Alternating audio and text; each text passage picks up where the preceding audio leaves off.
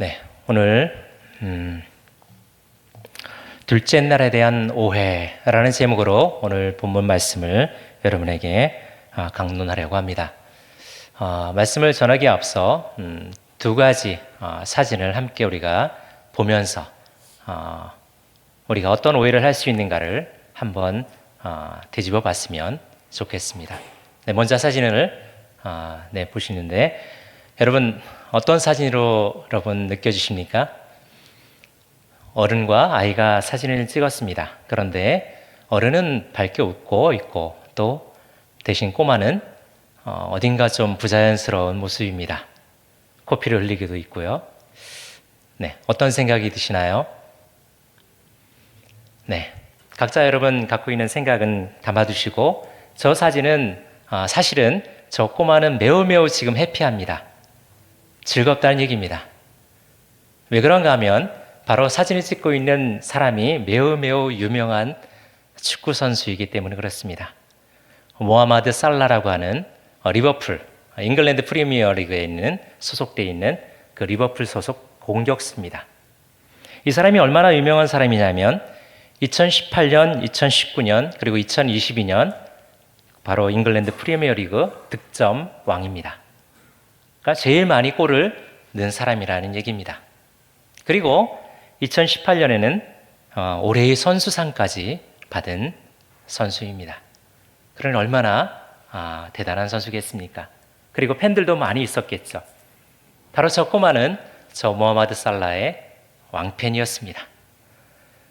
그래서 저 상황을 제가 설명드리면 꼬마가 살라가 차를 타고 가는 모습을 보고 너무너무 반가운 나머지 막 쫓아 달려가다가 어디에 부딪혀서 코피가 쏟아지고 그런 상황을 본 이 모하마드 살라가 차에서 내려서 저 꼬마를 향해 달려가서 안아주고 그리고 꼬마가 저렇게 사진을 찍은 것입니다. BBC 방송에서 저렇게 사진을 대서특필했던 내용이 있습니다. 자, 또 다른 사진을 보면서 우리가 어떤 오해를 할 수 있는가를 한번 더 살펴보겠습니다. 네, Don't judge too quickly. 자, 무슨 뜻입니까? 판단하지 마세요. 어떻게? 너무 쉽게, 너무 빨리 판단하지 마세요. 자, 어떤 내용이냐면 바로 저 사진은 사실은 동영상입니다. 동영상을 한 장면을 캡처한 건데 미국 최대의 모기지 업체였던 아메리퀘스트라고 하는 기업이 있었습니다.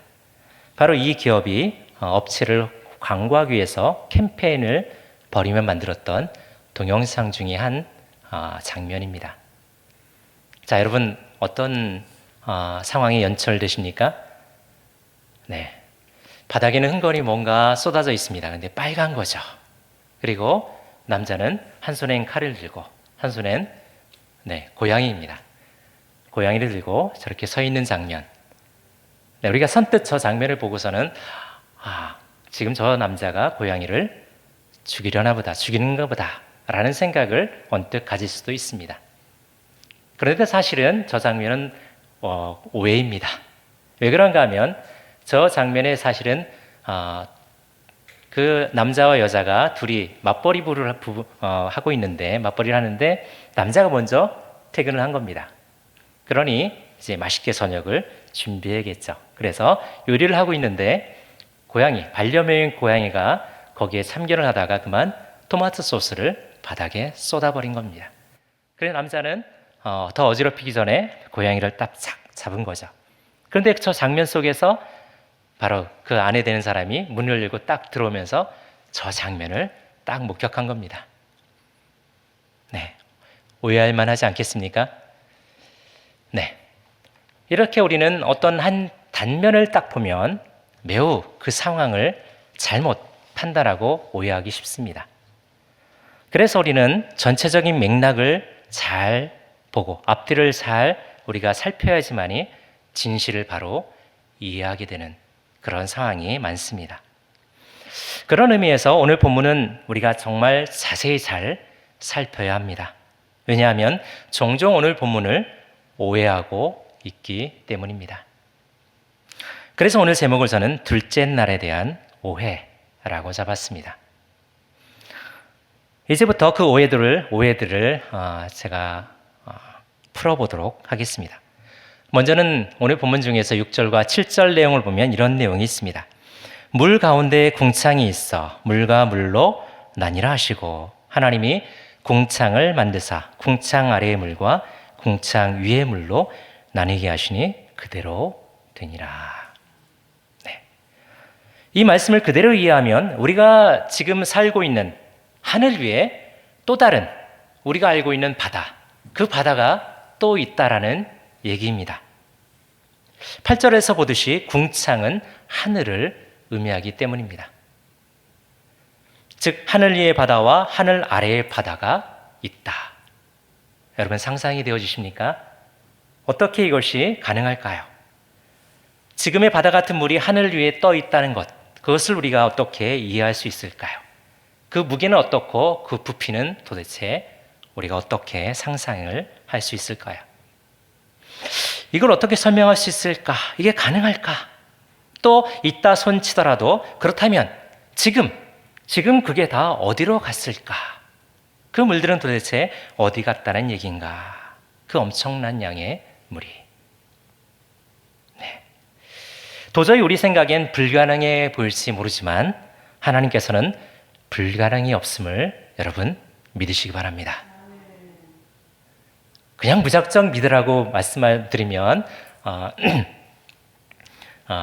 너무 강압적으로 또 비이성적으로 그냥 맹목적으로 믿으라고 할 것 같아서 하나님께서 그것을 설명해 주셨습니다. 하나님 말씀을 우리 함께 다시 보겠습니다. 그것은 우리가 앞으로 넘어가서 노아의 홍수 때로 가보면 됩니다. 자, 7장 11절과 12절 말씀을 함께 읽어보도록 하겠습니다. 7장 11절 12절입니다. 같이 읽겠습니다. 시작. 노아가 600세 되던 해 둘째 달 곧 그달 11의 날이라. 그날에 큰 기품의 샘들이 터지며 하늘의 창문들이 열려 40주야를 비가 땅에 쏟아졌더라. 아멘. 네, 기품의 샘들이 터지고 하늘의 창문들이 열려 40주야를 비가 땅에 쏟아져 온 세상이 어떻게 됐다고요? 물에 잠겼다라고 말씀하고 있습니다. 12절에 비가 땅에 쏟아졌다라고 한 그 비에 대한 히브리 원어는 두 가지가 있습니다. 하나는 마타르라는 단어고 또 하나는 게셴이라는 단어가 있습니다. 이 마타르라는 단어는 일반적으로 비를 의미합니다. 우리 진주에도 엊그저께 제가 그렇게 하루 종일 비가 오는 건 처음 봤습니다. 진주에 오래 사신 분들은 다 경험해 보셨겠지만 저는 한동안 비가 안 와서 진주엔 비가 잘 안 오나 보다 생각했는데 엊그저께 하루 종일 비가 오는 걸 보고 이렇게 비도 오는구나 라는 생각을 하게 됐습니다. 네, 그것처럼 일반적인 비, 그것을 마타르라고 하고 대신 이 게셈은 뭐냐면 폭우, 소낙비를 의미합니다. 우리나라도 장마철만 되면 태풍이 와서 많은 수해를 입죠. 물에 잠기고 또는 그 물에 떠내려가 목숨을 잃는 일도 있습니다. 자, 그런데 그런 폭우, 소낙비 같은 게셈이 하루 이틀도 아니고 무려 40일을 밤낮으로 내린 것입니다. 그러니 노아의 홍수는 우리가 매해 여름에 맞는 장마와는 비교가 안 될 정도로 많은 물이 깊은 샘에서 터져나오고 하늘의 창문이 열려서 비가 폭포수처럼 쏟아져 내렸다는 것입니다. 그런데 왜 하필이면 창문일까요? 여러분, 그렇죠? 창문은 우리가 개념상으로 보면 매우 작은 걸로 생각이 되지 않습니까? 좀 크더라도 그래도 좀 더 컸으면 대문이나 또는 성문 같은 문이면 더 좋았을 텐데 라는 생각을 할 수도 있습니다. 이에 대해서 학자들은 말하기를 고대인들, 즉 현대를 사는 우리가 아니라 과거 바로 이때 노아 시대에 살았던 그 고대인들은 하늘에 창이 있어서 그 위에 비 또는 우박, 눈들이 그 보관되어 있다라고 생각을 했다고 합니다. 그래서 하늘의 창이 열릴 때 그 비와 우박과 눈이 쏟아져 내린다라고 생각했다는 것이죠. 그러니 창문은 다른 대체할 문이 아닌 폭우가 쏟아지는 곳, 그 자체를 말해주는 곳이다 라는 것을 우리가 알게 해줍니다. 더군다나 그 창문은 하나가 아닙니다. 방금 읽었던 7장 11, 12절에는 창문들이라고 기록되어 있죠. 네. 복수입니다. 2개든 10개든 1000개든 10,000개든 셀 수 없는 숫자든 간에 그 창문들이 열려서 폭우가 쏟아져 내린 것입니다. 이렇게 하늘의 창문들이 열려서 쏟아진 물이 오늘 본문에서 말하는 궁창 위의 물, 즉 하늘 위의 물이며 하늘 위의 바다라는 얘기입니다. 그 물이 지금 현재 존재하지 않는다는 것은 노아의 홍수 때 지상으로 쏟아져 내린 것임을 말해 준다는 것이죠. 더하여 하늘 위에 있던 그 물의 역할이 그 당시 생활 환경에 지대한 영향을 끼쳤다는 사실 또한 우리에게 알려줍니다. 즉 궁창 위의 물의 존재, 곧 지구 대기권 위에 두꺼운 그 수증기층이 태양으로부터 오는 그 가시광선들을 다 차단해 주고 있었다라는 얘기입니다. 오늘날 어떻습니까? 오존층이 점점 더 파괴되고 있다라는 뉴스를 우리는 한참 전부터 듣고 있습니다. 그래서 우리는 선크림을 바르지 않고서는 밖에 나갈 수 없는 그런 상황이 되기도 했죠. 네. 그런 가시광선, 그것들을 차단해 줬을 때 노아 대홍수 이전에는 완벽한 상태의 지구에 살았던 사람들이 대홍수 이후 사람들에 비해서 무려 10배나 더 오래 그 수명을 누렸다라는 사실을 성경은 보여줍니다. 그 내용이 바로 창세기 5장 내용입니다. 5장 족보에 보면 쭉 누가 나오고 그리고 누가 몇 세까지 살고라는 내용이 쭉 기록되어 있죠. 그게 아무런 의미가 없는 것 같지만 자세히 읽어보면 아주 재밌습니다. 네.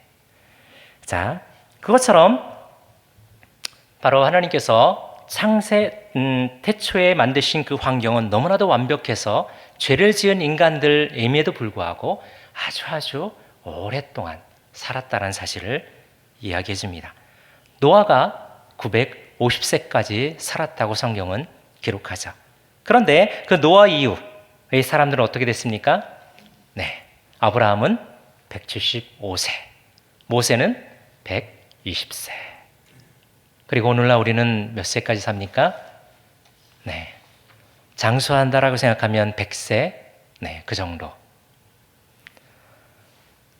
아담이 범죄한 이후에도 보통 수백 년을 살았다는 사실을 보여주는데, 그래서 많게는 최고 오래 산 사람, 우리가 성경 퀴즈도 많이 나오는 무드살라 969살까지 살았다라고 성경은 이야기하죠. 거의 천수를 누렸습니다.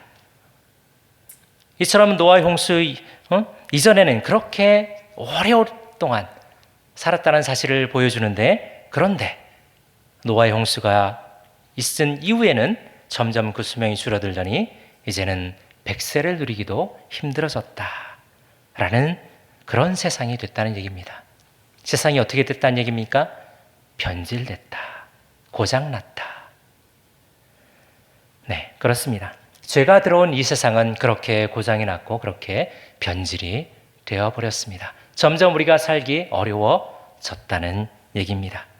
그리고 그 결과 이 세상은 반드시 죄로 인해서 멸망할 세상임을 우리에게 알려줍니다. 그 예시로 바로 노아의 홍수를 하나님께서는 보여주셨죠. 그 이후에도 바로 소돔과 고모라 성의 멸망을 통해서도 우리는 교훈을 얻을 수가 있습니다. 얼마나 죄가 관영하면 똑같은 환경입니다.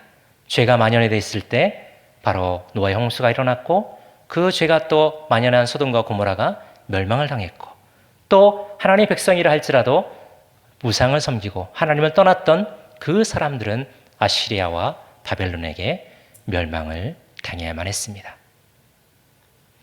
그러기에 오늘날 우리는 거룩하기를, 그리고 정결하기를 힘써야 합니다. 교회 안에서만 신령한 자가 아니라, 네, 거룩하신 목사님, 장로님, 권사님, 집사님 이 아니라 세상 가운데서도 거룩한 하나님의 자녀로 세상 사람들이 인정할 수 있는 그런 저희가 되어야 합니다.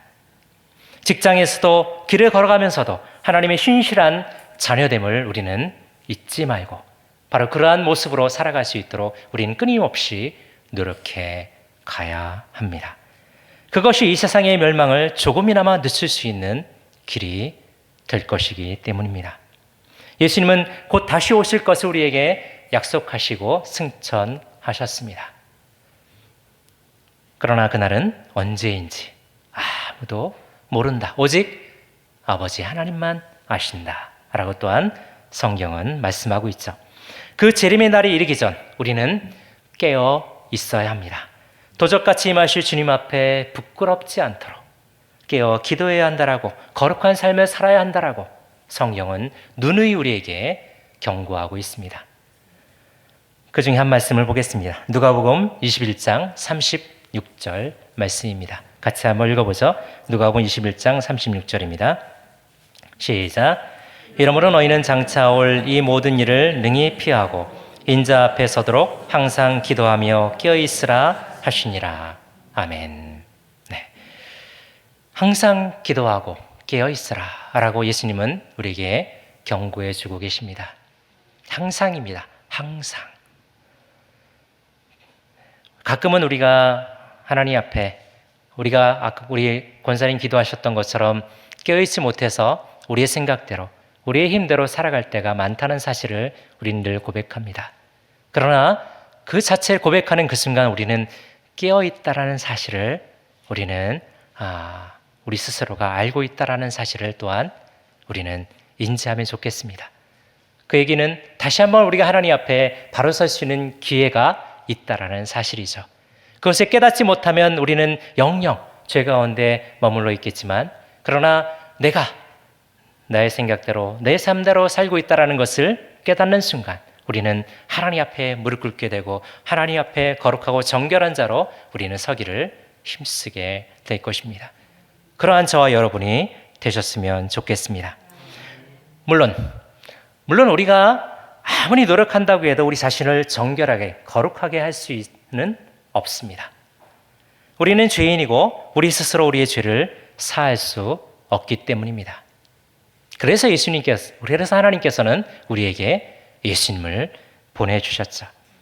예수님께서 이 땅에 오셨고 우리는 그 예수님을 나의 구주, 나의 하나님으로 영접함을 통해서 우리의 모든 죄를 사함받게 되고 우리 안에 그 예수님을 모셔드리게 되는 거죠. 전에도 말씀드렸지만 그래서 우리 안에 누가 계십니까? 예수님이 계십니다. 예수의 영이신 성령님이 우리와 함께 계시다는 사실, 우리는 이것을 늘 잊지 말아야 합니다. 그렇기 때문에 우리는 거룩하고 정결해질 수 있습니다. 우리의 힘으로는 불가능하지만 우리가 아무리 노력하고 베드로처럼 그 성전에 올라가는 계단을 무릎으로 수없이 오르내려도 그는 의롭게 될 수 없었지만 그러나 하나님 앞에 우리 자신을 내려놓고 우리 안에 계신 성령님께 우리를 내어드리고 하나님께서 도와주시기를, 성령님께서 나를 도와주시기를 우리는 구할 때 우리는 하나님 앞에 거룩하고 정결한 사람으로 서갈 수 있게 될 것입니다. 그래서 성경은 우리에게 성령 충만을 받으라 라고 말씀하십니다. 우리 에베소 5장 18절 말씀 너무나 잘 아는 말씀이죠. 함께 같이 읽어보겠습니다. 같이 읽겠습니다. 시작. 술 취하지 말라는 방탕한 것이니 오직 성령으로 충만함을 받으라. 아멘.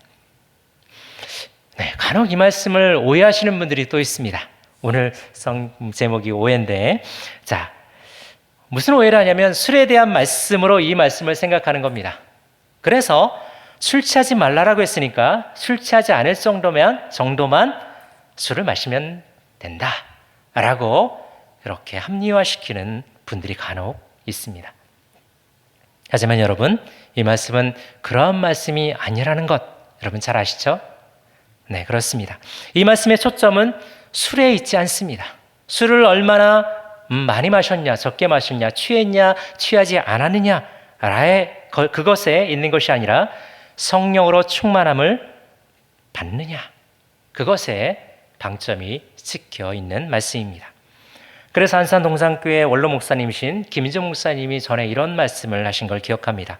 술은 한 잔 마시면 한 잔 마신 만큼 취하고 한 병을 마시면 한 병 마신 만큼 취한다. 네, 이처럼 하나님은 우리들이 술에 취하는 것이 아닌 성령으로 충만하기를 원하십니다. 어떤 분은 또 술 취한 것과 성령 충만한 것이 비슷하다 이렇게 말씀하시는데 여러분 전혀 다릅니다. 술 취하면 이성을 잃지만 성령 충만하면 이성과 하나님이 주시는 지혜가 충만해집니다. 그러니까 여러분 오해하시면 안 됩니다. 네, 우리 안에 성령이 충만하기를 우리는 바라고 그럼을 통해서 우리가 하나님 앞에 거룩하고 정결한 그런 존재로 서갈 수 있기를 우리는 힘써야 할 것입니다. 우리 안에 우리 자신이 아닌 성령 하나님이 충만하기를 그래서 우리는 날마다 구해야 합니다. 우리가 성령의 지배를 받을 때 성령님은 우리를 죄에서 자유케 하고 거룩함과 정결할 수 있도록 우리를 인도해 주실 것입니다. 바울의 고백이 그러한 고백입니다. 갈라디아서 6장 8절 말씀 우리 다시 한번 같이 읽어보겠습니다. 갈라디아서 6장 8절입니다. 같이 읽겠습니다. 시작. 자기의 육체를 위하여 심는 자는 육체로부터 썩어진 것을 거두고 성령을 위하여 심는 자는 성령으로부터 영생을 거두리라. 아멘. 예수님을 나의 구주 나의 하나님으로 영접했다는 것은 아까 말씀드린 대로 우리가 예수님을 믿는다는 것입니다. 그리고 그 예수님을 내 마음에 모시고 나는 십자가에 예수님과 함께 못 박혀 죽었다는 것을 의미합니다. 그렇기 때문에 바울은 고린도후서 5장 17절에서 그런즉 누구든지 그리스도 안에 있으면 새로운 피조물이라 이전 것은 지나갔으니 보라 새 것이 되었도다 라고 이야기했습니다. 우리는 죽은 것입니다. 우리의 옛사람은 죽었습니다. 그리고 우리는 그리스도 안에서 성령 안에서 새로운 사람으로 우리는 태어난 존재들입니다. 그러니 우리는 우리 옛사람을 살아나도록 우리는 방치해서는 안 됩니다. 끊임없이 나를 죽이고 그리스도가 사시도록 끊임없이 성령 충만을 구해야 하는 것입니다. 그렇기 때문에 바울은 더 이상 썩어질 것을 거두지 말고 오직 성령의 능력 안에서 성령으로부터 영생을 거두라고 우리에게 말씀해주고 있는 것입니다. 왜냐하면 우리 안에 내가 사는 게 아니라 예수님이 사시기 때문입니다. 간혹 우리가 느끼기에 우리가 육체로 지금 이렇게 살아있으니까 내가 꼬집어봐도 4살이고 내가 뺨을 때려도 4살이니까 내가 살아있는 듯이 느낄 수 있습니다. 하지만 영적으로 우리는 그리스도 안에서 죽은 사람들입니다. 십자가에 못 박혀 죽은 사람들입니다. 그러니 우리 더 이상은 내가 살았다라고 말하지 마시기 바랍니다. 저도 그렇고 여러분도 마찬가지입니다. 그렇기 때문에 우리는 오해할 수 없습니다. 하나님의 진리의 말씀을 우리는 그대로 받아들일 수 있고 또 우리 사랑하는 형제 자매들을 우리는 있는 그대로 받아들일 수 있습니다. 왜? 그는 옛사람이 아니라 새롭게 태어난 예수 그리스도의 형상이요 예수 그리스도를 닮은 그리고 예수 그리스도가 그 안에 거하는 그런 존재이기 때문입니다. 좌우에 있는 분들 한번 살펴보시기 바랍니다. 네, 저 보지 마시고 좌우에 한번 보세요. 어떻습니까? 네, 멋있지 않습니까? 예쁘시고 또 아름다우시고 또 멋있는 분들입니다. 왜 그럴까요? 하나님의 형상이기 때문에 그렇습니다. 네, 그리고 새로운 존재로 태어났기 때문에 더욱 그렇습니다. 그러니 우리는 옆에 사람의 또 내 그동안 생활해 올 때 나에게 내가 볼 때는 내 눈으로 봤을 때는 참 마음에 안 드는 부분 또 내 마음을 상하게 하고 또 나를 곤란하게 만들었던 그런 사람이라 할지라도 저 영혼도 하나님께서 저 영혼을 위해서 죽어준 사람이고 저 영혼이 거듭나서 이 교회 안에서 이 진주 성복교회 안에서 한 지체로 우리가 한 사람 한 사람 우리가 서로 그리스도의 몸을 만들어가는 지체로 서 있다는 사실을 우리가 이해하고 서로 사랑하는 우리 모두가 되었으면 좋겠습니다. 나는 죽고 예수가 사는 사람, 그것이 바로 우리가 살아가는 삶입니다. 이것이 바로 우리가 영생에 이르는 길입니다. 그리고 참 신자가 살아가는 길이기도 합니다.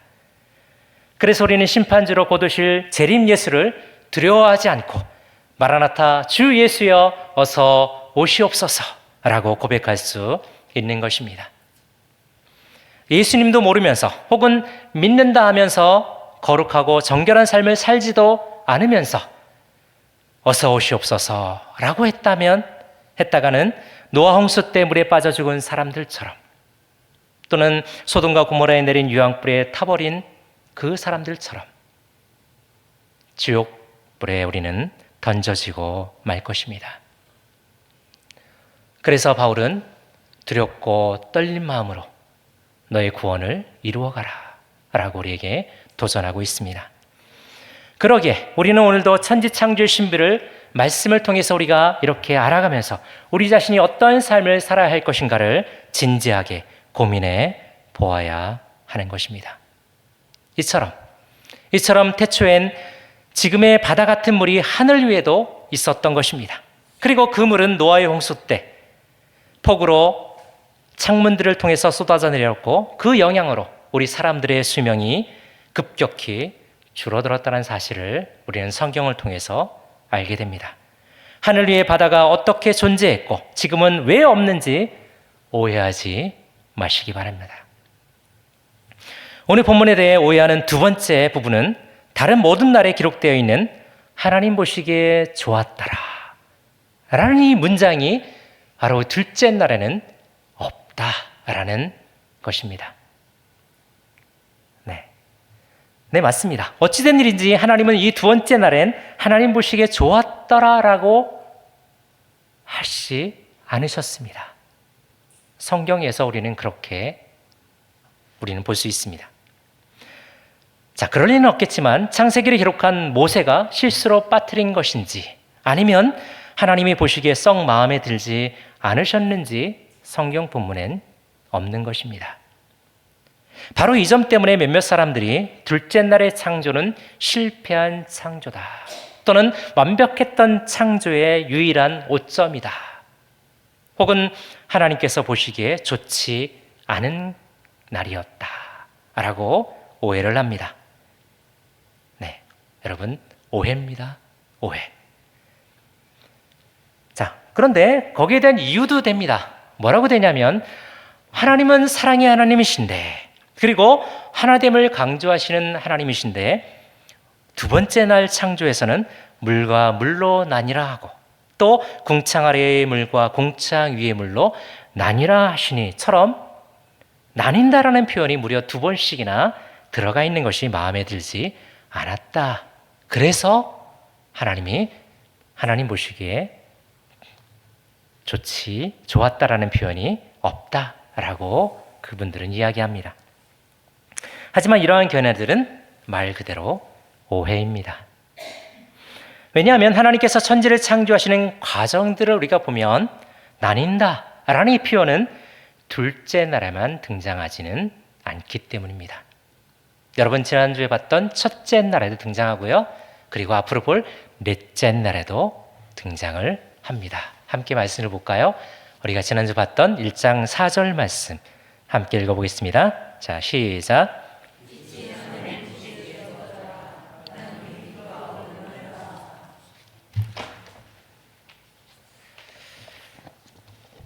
네. 그리고 창세기 1장 14절 18절을 보면 이렇게 기록되어 있습니다. 하나님이 이르시되 하늘의 궁창에 광명체들이 있어 낮과 밤을 나뉘게 하고 그것들로 징조와 계절과 날과 해를 이루게 하라. 낮과 밤을 주관하게 하시고 빛과 어둠을 나누게 하시니 하나님이 보시기에 좋았더라. 네. 이 말씀들 속에서 나뉘다라는 이 단어는 위 둘째 날에서 쓰였던 나뉘다라는 단어와 동일한 단어들입니다. 그리고 그 단어는 빠달이라는 단어입니다. 동일하게 쓰이고 있어요. 그럼에도 불구하고 첫째 날에 하나님께서는 4절에 하나님 보시기에 좋았더라 라고 말씀하셨고, 넷째 날에도 빛과 어둠을 나누게 하시니 하나님 보시기에 좋았더라 라고 하셨습니다. 이처럼 하나님은 단순히 나뉘어진 것에 대해서 마음에 들지 않으신 것이 아닙니다. 오히려 빠달이라는 이 단어는 나뉘다라는 의미도 있지만 구별하다라는 의미도 갖고 있습니다. 바로 거룩하신 하나님께서는 피조세계조차 거룩히 구별하셨다라고 보는 것이 더 옳은 해석이다라고 할 수 있습니다.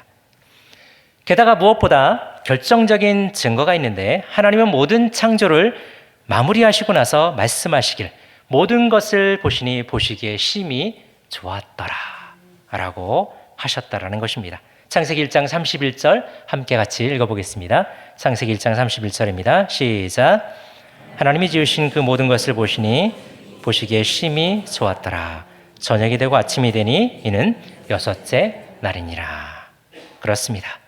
하나님이 창조한 세상은 우리 사람들이 하나님의 형상과 모양으로 창조된 것처럼 하나님의 속성을 따라 거룩히 구별되어 창조되었을 뿐 아니라 하나님 보시기에 좋지 않았던 것이 하나도 없었다라는 것을 성경은 명확하게 밝혀주고 있습니다. 그러기에 우리의 시각도 바뀌어야 합니다. 우리가 세상을 바라볼 때 우리의 눈이나 세상에서 경험했던 그런 눈으로 바라보는 것이 아니라 성경이라는 안경을 쓰고 바라봐야 합니다. 성경은 하나님의 눈입니다. 이렇게 우리는 하나님의 시각으로 심히 좋았던 세상을 바라볼 줄 알아야 합니다. 물론 현 시점의 세상, 이 세상은 분명 죄악으로 인해서 변질된 세상이 맞습니다. 그러나 그럼에도 불구하고 그 안엔 하나님의 창조의 DNA가 분명 들어있는 것도 사실입니다. 그래서 우리는 창조 하나님의 섭리에 감탄하고 또 감격하며 감사할 줄 알아야 하는 것입니다. 우리 잠시 화면을 통해서 그 세상을 감상해 보시겠습니다. 어떻습니까, 여러분? 네, 제가 찾아보는데도 너무너무 아름다운 세상이더라고요. 하나님께서 만든 세상입니다. 네, 이렇게 자연은 너무너무 아름답습니다. 물론 목사님께서 좋은 사진만 뽑아서 그런 거 아닐까요? 뭐 그렇게 얘기할 수도 있겠지만 여러분 여행 자주 다니시죠, 여러분? 네, 얼마나 아름답고 멋진 곳이 많습니까? 우리가 평생 돌아다녀도 다 못 갑니다. 또 이런 자연뿐만 아니라 또 동물의 세계는 어떻습니까? 한번 다른 사진 한번 볼까요? 네, 이게 뭐 하는 것 같습니까, 여러분? 네, 사마귀가 꼭 이 길로 못 지나간다. 뭐 이렇게 말하고 있는 것 같지 않습니까? 네, 여기를 지나가려면 나를 통과해 가라. 당랑권을 막 시전하는 것 같습니다. 또 다른 사진 한번 볼까요? 네, 이게 무슨 사진 같습니까? 꼭 우리가 생각했을 때 무슨 뭐라고? 뭐 이렇게 말하는 것 같지 않습니까? 네, 뭐 제 생각이고 제 느낌이지만 어쨌든 뭐 저 둘이서 무슨 얘기를 하는지는 알 수 없습니다. 그러나 이렇게 자연 세계 속에서 그리고 하나님 만들어 오신 이 동물 속에서 이런 아름다운 모습과 또 유머가 넘치는 그리고 정말 이렇게 색조가 아름다운 그런 모든 것들을 우리가 봤을 때 정말 이런 것들을 보고서 어떻게 하나님이 없다라고 말할 수 있을까라는 생각을 갖게 됩니다. 네, 하나님은 이렇게 아름답고 이렇게 멋진 세상을 만드는 아름다울 밑자에 절대 미각을 가지신 분이다 라고 할 수 있습니다. 자, 이상의 말씀들을 통해 우리는 성경을 오해하지 말아야 합니다. 가끔은 우리의 사고와 부딪혀서 우리가 갸우뚱하게 하는 잘 이해가 안 되는 그런 표현들이 성경 안에 등장할 수도 있습니다. 하지만 그럴 때마다 하나님의 생각과 나의 생각이 얼마나 차이가 나는가를 우리는 인식했으면 좋겠습니다. 아, 그래. 하나님의 그 깊으심과 그 넓으심과 그 높으심을 어떻게 내가 다 알고 내가 어떻게 다 깨달을 수 있을까? 라는 그런 우리의 생각을 갖게 되는 순간 우리는 그 말씀을 이해가 안 되더라도 우리는 언젠가 성령님께서 그 말씀을 깨닫게 해주실 거야 라는 그런 생각 속에서 우리는 말씀을 읽어갈 수 있게 될 것입니다. 바울은 이렇게 말했습니다. 로마서 11장 33절에서 깊도다 하나님의 지혜와 지식에 풍성하며 그의 판단은 헤아리지 못할 것이며 그의 길은 찾지 못할 것이로다. 예. 여러분, 오해는 오해일 뿐입니다. 하나님의 말씀은 진리 되신 성경이 오류가 있을 수는 결코 없습니다. 성경은 무오합니다. 오류가 없다라는 말입니다. 그래서 우리의 믿음도 바로 이 성경 위에 세워져 있어야 합니다. 보이지 않으시는 하나님을 볼 수 있는 유일한 통로이자 우리에게 지금도 살아계셔서 말씀하시는 음성이 바로 이 성경에 있기 때문입니다. 그러니 성경을 여러분이 세상을 바라보시는 눈으로 삼으시기 바랍니다. 이것을 우리는 성경적 세계관이라고 부릅니다. 이렇게 성경적 세계관으로 바라볼 때 세상은 달리 보입니다. 아니, 달리 보일 수밖에 없습니다. 우리의 눈으로 보았던 그 세상이 아니라 하나님의 시각으로, 성경의 눈으로 바라볼 수 있는 그 세상은 너무나도 아름답고 너무나도 경이로우며 너무나도 놀라운 세상일 게 분명합니다. 네.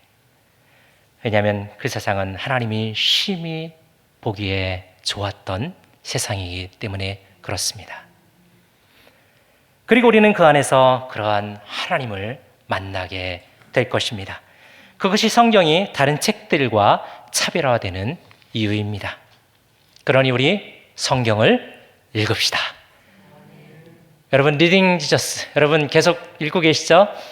네, 3월 달이 지금 막 시작돼서 하고 있습니다.